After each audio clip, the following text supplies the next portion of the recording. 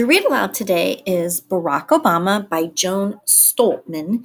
And I decided to read this one because we've been reading about the American presidents in reading, and Barack Obama was definitely one of our presidents. And I also wanted to introduce you to a new word, and that's the word biography. It says this biography introduces readers to Obama's extraordinary story, including significant moments from his youth. Now, biography means a story about a person's life. Biography means a story about a person's life. And it's true story about his life. So let's read about Barack Obama. It says, Barack is born. Barack Hussein Obama II was born on August 4th, 1961 in Honolulu, Hawaii. His family called him Barry.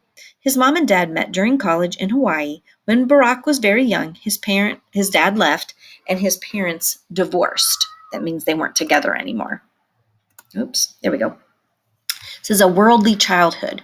Barack only ever saw his dad one more time.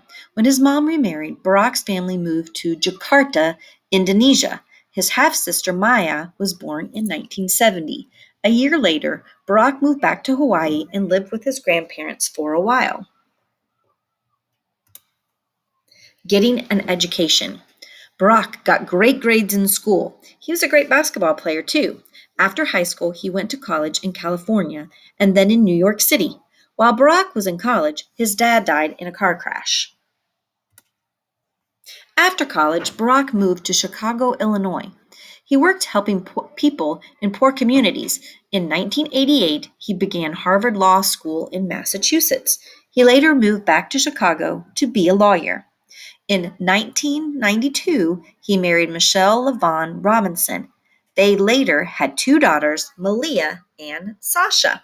And you can see this biography includes some pictures, some photographs of Barack Obama. This is when he was much younger, right? He was younger. He has the Harvard Law Review in his hand. So that's when he was in law school. And then this is a picture of his family. He later married Michelle Obama, and they had daughters, Malia and Sasha. He was a state senator. Barack decided to serve the public by working in government. He served in Illinois State Senate from 1997 until 2004, when he was voted into the U.S. Senate. In both Senates, Barack worked to help children, the poor, and people who had fought in wars. The U.S. Senate. Now, the president is one branch of government. He's the executive branch. But remember it said he had to work with Congress to solve problems? Well, the U.S. Senate is part of Congress. Barack was the fifth Black person to ever serve in the U.S. Senate. When he was elected, he won by more votes than anyone in his state ever had before. He was a Democrat, but he worked hard to get along with many Republicans. The 44th president.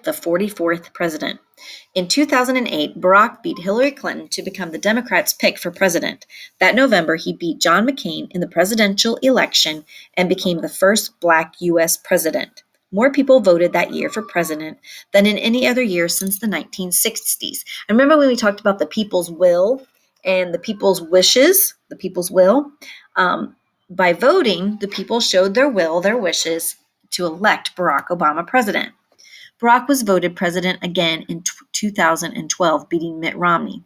During his time as president, Barack helped many people. He made laws to keep air and water cleaner in the United States and built friendships with many countries. He also made it possible for millions of people to see doctors.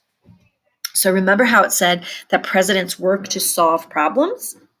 That's what this is talking about. He worked to solve the problems: cleaner air, cleaner water, friendships with other countries, help people get better access to doctors. After the White House, Barack left the White House in early 2017 after 8 years. He now lives in Washington, D.C. and Chicago. He and his wife, Michelle, started the Obama Foundation in Chicago to keep helping people. He's also building the Barack Obama Presidential Center in Chicago. And I always like quotes from people that are inspiring. It says, don't let anyone tell you that change is not possible. Don't let them tell you that speaking out and standing up against injustice is too risky. What's too risky is keeping quiet. What's too risky is looking the other way. So he's telling you to always do what's right and to stand up for what is right. And like I said, this is from the Get Epic website, and there are other books about presidents on that website too. I thought it was going to show us some, but it didn't. So this was our read aloud today about Barack Obama.